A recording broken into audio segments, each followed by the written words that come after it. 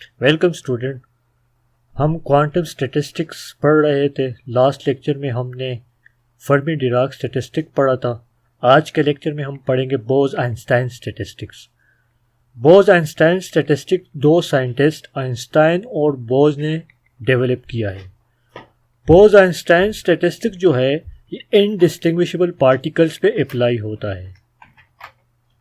अब बोज-आइंस्टाइन स्टैटिस्टिक्स हमें क्या देता है?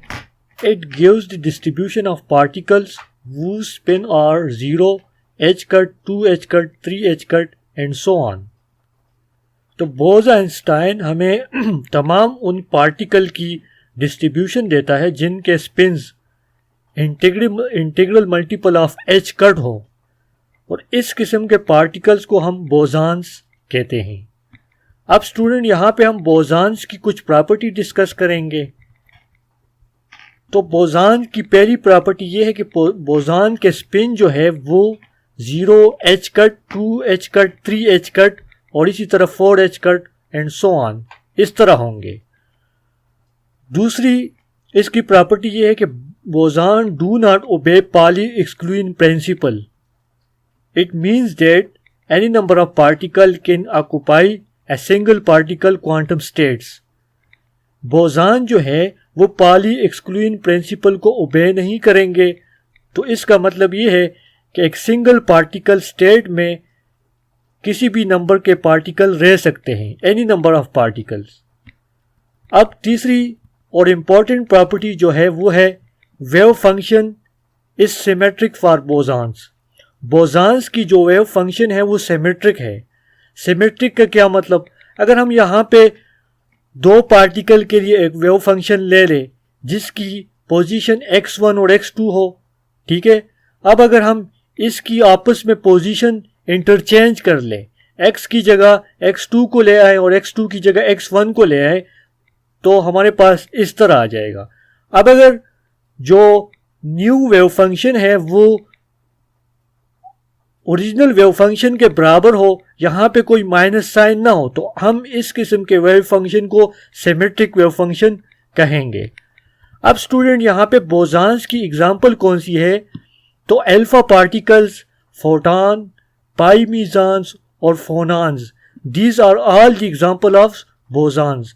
तो ये बोजान्स की एग्जांपल्स हैं और बोज-आइंस्टाइन स्टैटिस्टिक्स बोजान्स पे अप्लाई होगा। अब स्टूडेंट हम बोज-आइंस्टाइन की मैथमेटिकल डेरिवेशन पे जाते हैं। यहाँ पे हम कंसिडर कर लेते हैं कि हमारे पास n नंबर ऑफ बोजान्स हैं। अब यहाँ पे हम कुछ नोटेशन यूज करेंगे। सबसे पहले उन नोटेशन को हम डिफाइन कर लें। ER is the energy state with quantum number R, जहाँ पे R इज इक्वल टू 0, 1, 2। तो ER R स्टेट की एनर्जी है। इसी तरह GR, तो GR हमारे पास एनर्जी ER के साथ नंबर ऑफ स्टेट्स या ऐसे स्टेट्स की तादाद जिनकी एनर्जी ER हो, तो GR उनको रिप्रेजेंट कर रहा है। इसी तरह यहाँ पे NR is the number of particle in state ER। तो ER स्टेट के अंदर कितने नंबर ऑफ पार्टिकल्स है उसको ये नंबर NR रिप्रेजेंट कर रहा है। अब स्टूडेंट चूंकि ये NR किसी R स्टेट के अंदर नंबर ऑफ पार्टिकल को रिप्रेजेंट कर रहा है, तो जब हम इस पे समीशन ले लेंगे तो हमारे पास N आ जाएगा, और यहाँ पे जो कैपिटल N है वो टोटल नंबर ऑफ पार्टिकल्स है। अब इसी तरह ये जो ER है ये Rth स्टेट की एनर्जी है और NR Rth स्टेट में नंबर ऑफ पार्टिकल है। तो जब हम इस पे समीशन ले लेंगे तो हमारे पास टोटल एनर्जी आ जाएगी। अब स्टूडेंट ये जो बोजान गैस हमने कंसिडर किया, अब इस बोजान गैस को हम स्टैटिस्टिकली किस तरह अरेंज करेंगे?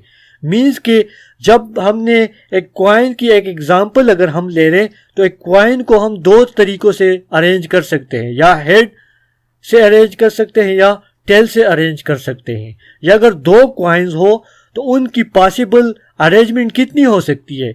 हेड हेड हो सकता है, टेल टेल हो सकता है, हेड टेल हो सकता है और टेल हेड हो सकता है। तो इसी तरह जब हमारे पास n नंबर ऑफ बोजान्स हो, ठीक है स्टूडेंट, तो उसको हम कितने तरीकों से अरेंज कर सकेंगे?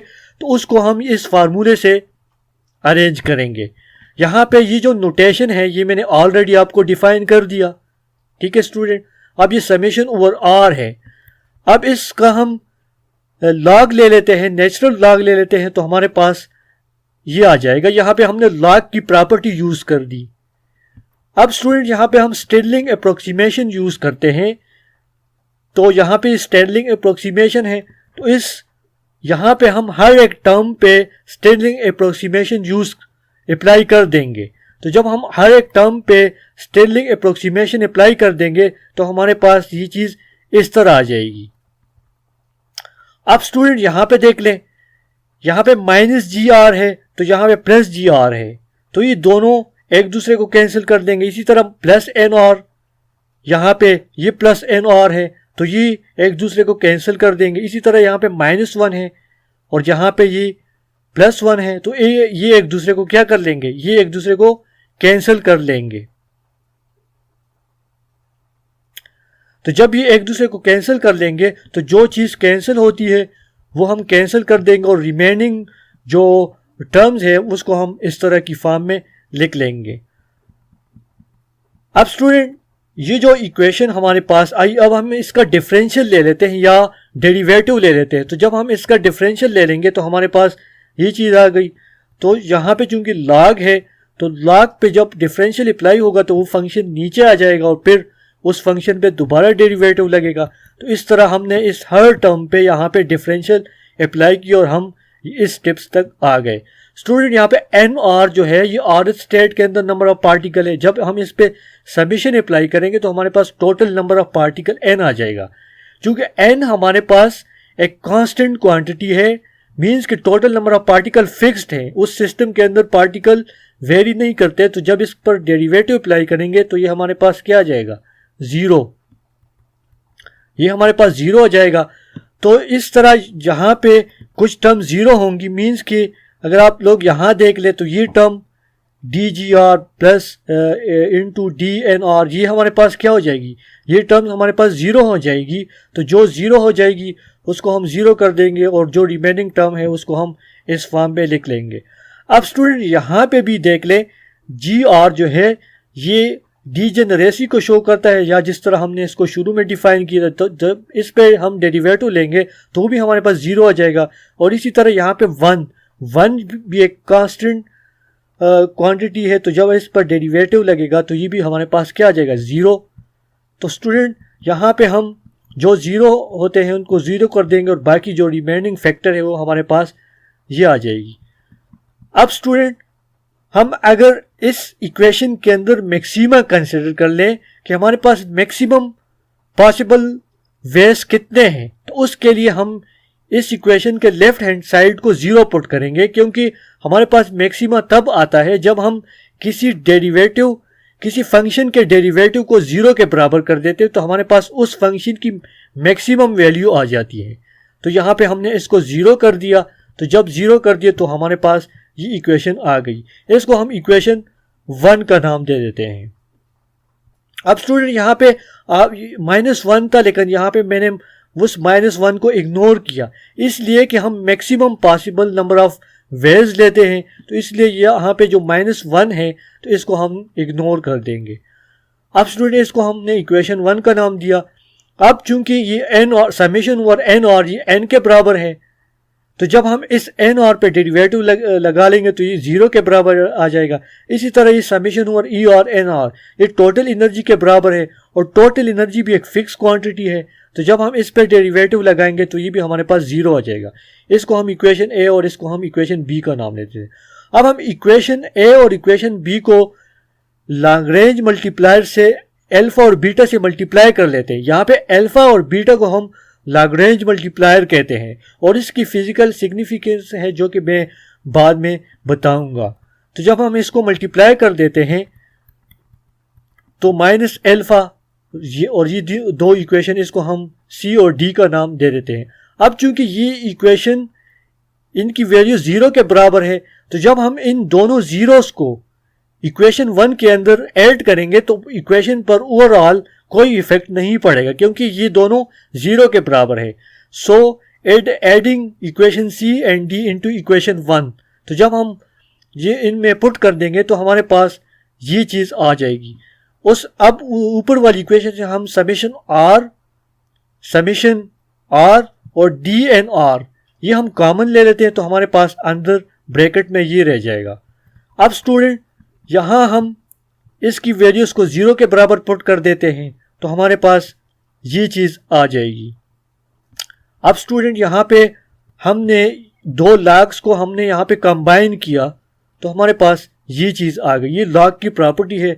इसी तरह अब इन दोनों साइड का हम एक्सपोनेंशियल ले लेते हैं, तो जब एक्सपोनेंशियल ले लेंगे तो हमारे पास ये चीज़ आ जाएगी। और इसी तरह हम जब इसको सिंप्लीफाई करेंगे तो हमारे पास ये चीज़ आ जाएगी। अब स्टूडेंट इसको हम यूं भी लिख सकते हैं N R divided by G R. अब ये जो क्वांटिटी है N R divided by G R, इसको हम एफ ई आर और इसके सबस्क्रिप्ट पे हम बी ई लिख लेते हैं। तो ये चीज़ हमारे पास एक फंक्शन के बराबर है। तो इस वाली इक्वेशन में हम जब ये नोटेशन पुट कर देंगे तो हमारे पास ये आ जाएगा। अब स्टूडेंट इसको हम कहते हैं बोस-आइंस्टाइन स्टैटिस्टिक्स और ये क्वांटम डिस्ट्रीब्यूशन फंक्शन है। अब यहाँ पे एफ शो कर रहा है कि F is a function of E R, ठीक है स्टूडेंट। और इसके सबस्क्रिप्ट में मैंने बी ई लिख लिया जो कि स्टैंड फॉर होता है बोस-आइंस्टाइन के लिए। तो ये बोस-आइंस्टाइन स्टैटिस्टिक की मैथमेटिकल फॉर्म है। अब ये बोस-आइंस्टाइन स्टैटिस्टिक बिल्कुल अगर हम इसको सिंपल वर्ड्स में डिफाइन करें कि हमें देता क्या है, तो it gives the number of particles in a particular quantum state E R. E R हमारे पास एक एनर्जी स्टेट्स है और ये बोस-आइंस्टाइन स्टैटिस्टिक उस ई आर एनर्जी स्टेट के अंदर नंबर ऑफ पार्टिकल्स बताता है कि उस ई आर स्टेट के अंदर नंबर ऑफ पार्टिकल कितने हैं। या दूसरे लफ्जों में हम ये कह सकते हैं कि किसी पार्टिकुलर स्टेट के अंदर मीन नंबर या एवरेज नंबर ऑफ पार्टिकल्स कितने हैं, ये चीज़ हमें बोस-आइंस्टाइन स्टैटिस्टिक बताता है। अब स्टूडेंट इस इक्वेशन पे हम थोड़ा सा कमेंट कर लेते हैं। इस इक्वेशन के अंदर अगर आप देख लें तो डिनोमिनेटर में -1 है। इट मीन्स के ये जो -1 है डिनोमिनेटर में, ये डिनोमिनेटर की जो वैल्यू है उसको डिक्रीज करता है। तो जब ये डिनोमिनेटर की वैल्यू डिक्रीज हो जाएगी तो इसका मतलब है ये जो फंक्शन की वैल्यू है वो क्या हो जाएगी, वो इंक्रीज हो जाएगी। इट मीन्स कि -1 in the denominator decreases the denominator and hence FER BE is increases। जैसे ही ये इसको डिक्रीज करेगा तो ये हमारे पास फंक्शन क्या होगा, इंक्रीज होगा। तो इसका मतलब क्या है, इसका मतलब ये है कि number of particles in A given energy state increases. तो ये चीज़ हमने शुरू में डिफाइन की थी कि एक स्टेट के अंदर किसी भी नंबर के पार्टिकल रह सकते हैं। तो यहाँ पे ये -1 उसकी कॉन्सिक्वेंस है। तो स्टूडेंट आज के लेक्चर में हमने बोस-आइंस्टाइन स्टैटिस्टिक्स पढ़ा और ये बोस-आइंस्टाइन स्टैटिस्टिक की मैथमेटिकल फॉर्म है।